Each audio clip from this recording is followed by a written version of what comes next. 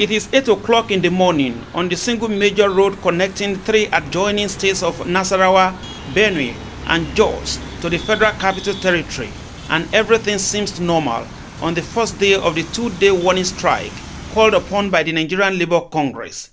The major motor garages leading to the city were beehive of vehicular and human traffic.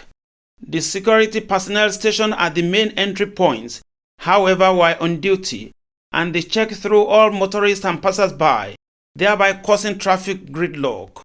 Though the informal sector seemed not to be aware of the NLC orders, as most shops were open to business, but the roads in the city were free, and the major bus stops, such as popular Area 1 roundabout, Banex, and the Baga axis, were devoid of the usual traffic.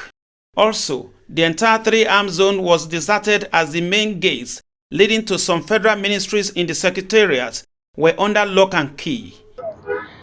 Having gone through the major districts in the Federal Capital Territory, Maitama, Wuse, Garoki, and even the satellite towns, what we found out is that the major private sectors are opened and the traffic was quite flowing. But when we got to the secretariat, we found out that the major blocks and the ministries were all shut down. The president has expressed himself, and we need to be patient. This thing is affecting every one of us in the country, not only civil servants. What of those people in the private sectors? So if they are saying it's affecting them, what of those people who doesn't have anything to do? That is a struggle on the street. There are no any movement by the federal government to increase the salary of the Nigerian civil servant, right from the grassroots, from the state level to the federal level. So I think it's what's necessary for the civil servant to come on board, to have a peaceful, protest that will really bring the attention of the federal government to wade into this matter. Our crew ran into some officials of the Nigerian Labour Congress as they went on picketing financial houses that were open to business.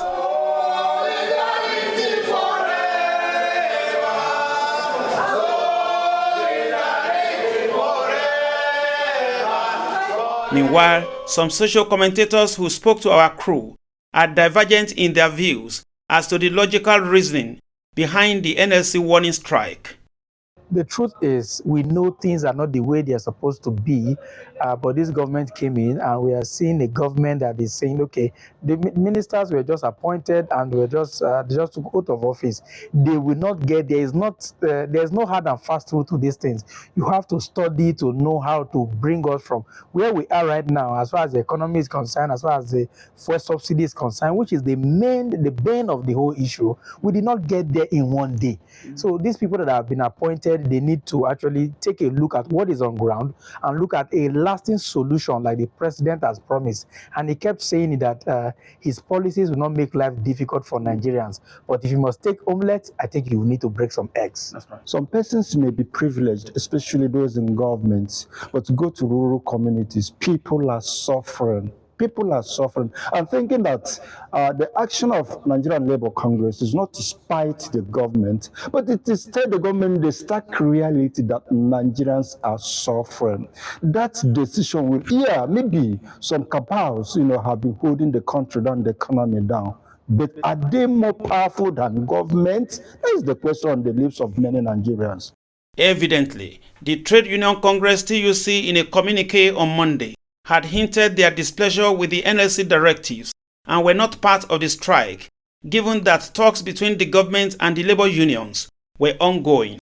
This warning strike is coming in the week in which the Presidential Election Tribunal judgment is going to be rendered.